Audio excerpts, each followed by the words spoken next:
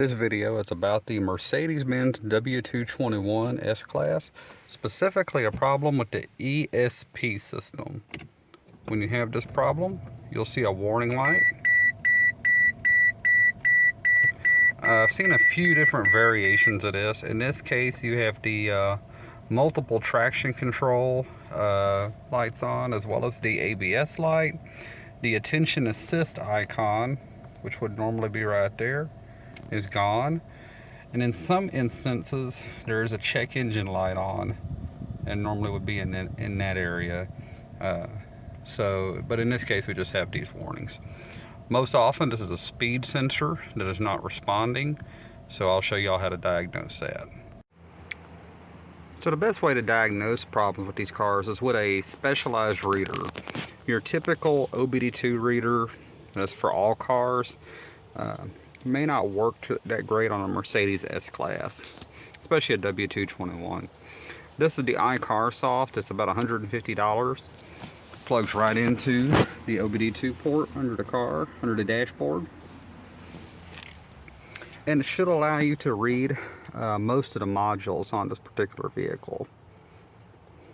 For it to work correctly, the ignition does have to be on.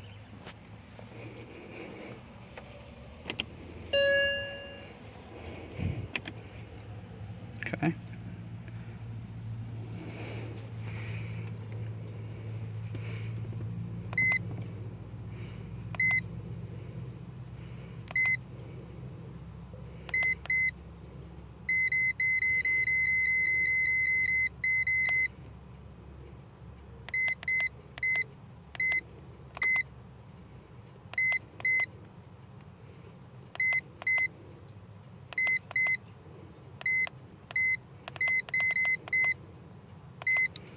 Okay. It's going to scan the modules, and then we'll go into the one that has the problem. Okay, once you're in, once it's finished scanning the modules, you want to go into the adaptive brakes. I know that might seem a little strange, but that's, in this case, that's where the fault code is. You can read the fault code, and there it is: right front speed sensor, carry out inspection, and there is another code. Unreasonable value from the RPM sensors in the front axle. Well, you know, let's find a way to make those values more reasonable, shall we? So one of the things you can also do is actually test each sensor using this very tool, and I'll show y'all how to do that. Okay, with the sensors up on screen here, 0.65 kilometers per hour is the default value for the sensors. So what you want to see is, are any of them not reacting when you move the car? See up here on the cluster, it's got our warning lights. I'm going to go ahead and put it in reverse.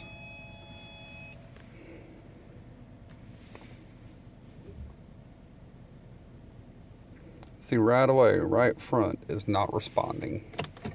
Put it in drive.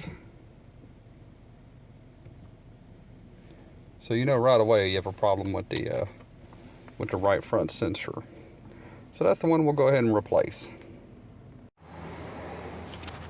Alright, I kind of got caught up actually fixing the problem. I was going to show y'all how to remove all of that, but so here's the old sensor here that I've removed from the car. See, it's just a regular, what they call a Hall effect sensor. Got a little weather tight connector. It's kind of interesting.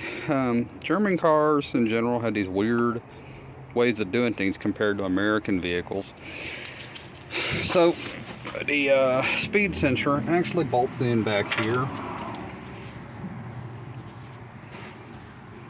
on the back of the knuckle. Matter of fact, let's see if I can get y'all in back here.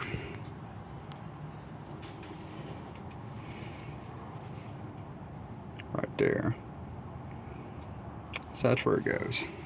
Anyway, that's not the hard part, unbolting it from the knuckle. It's a little tricky to fish the wire out because it goes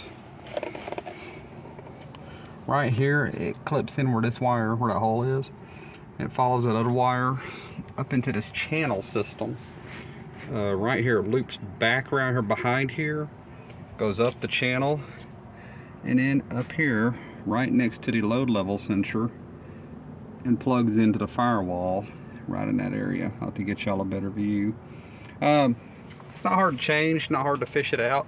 Here's the other connector that it bolts to. That's the, I believe that's the ABS wire, or it might be the brake pad replacement sensor wire, one or the other. Anyway, you see those two little tangs, they clip together and they bolt in right up in there. Anyway, we're going to install the new one, get it fished, get the wire fished up in there, and hopefully that fixes this. Okay, so one of the things too you want to look at is this connector. When you're plugging into new speed sensor, it is very easy to plug that connector in and it not seat in all the way. That one right there. And you will need a light. As you can see, it is broad daylight. It's a beautiful day here in southeast Texas. And I am still using my little portable sun here to light up my work area. So you will need a light.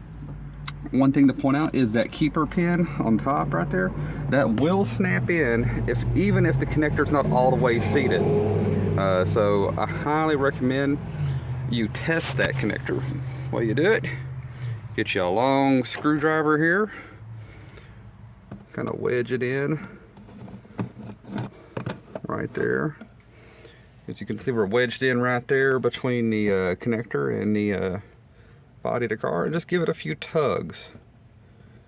Let me see if I can get y'all a little closer. Alright, give it a few tugs. That's exactly what you should see. The connector should move but shouldn't pop out.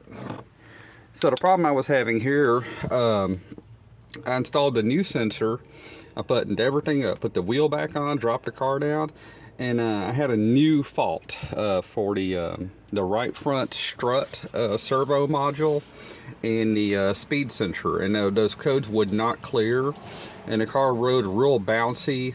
Traction control was off, ABS was off, of course the suspension was stuck in sport mode. Well, the light was on for sport mode, but it wasn't in sport mode. It was in some high pressure mode that made the car very bouncy. Anyway, and it was all because of that connector not being fully seated. And I highly recommend when you're popping that clip in, and this will take some creativity to show you folks. See if I can, my light's already broke. And I dropped it. It's kind of tough to demonstrate this, but you take your screwdriver, same one, your long one that hopefully you have, and you use it to push on that connector there as you're snapping in the spring clip on top.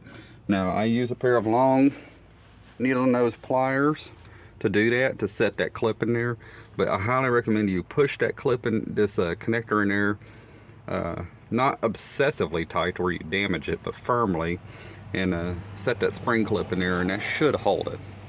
And that way you will avoid having to take everything back apart like I just did to fix the car. Alright, now we're going to check this out. See if we're fully fixed as far as that the speed sensor issue. Got the iCar Soft sitting in my lap.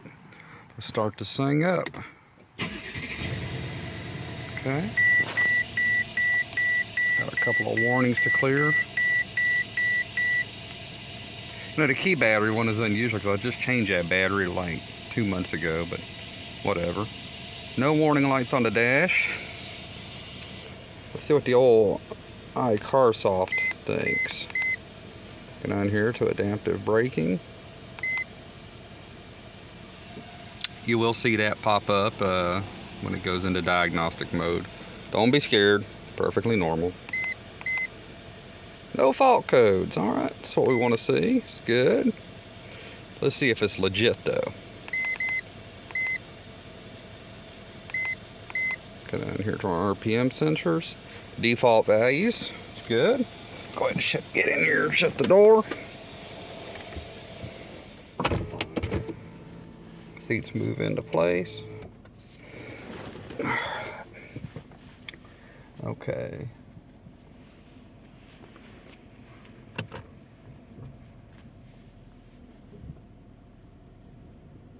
Alright, that is exactly what you want to see. All four of those sensors dancing. So, I'm going to take this thing out on a little road test, but I think it's safe to say this one is finally fixed.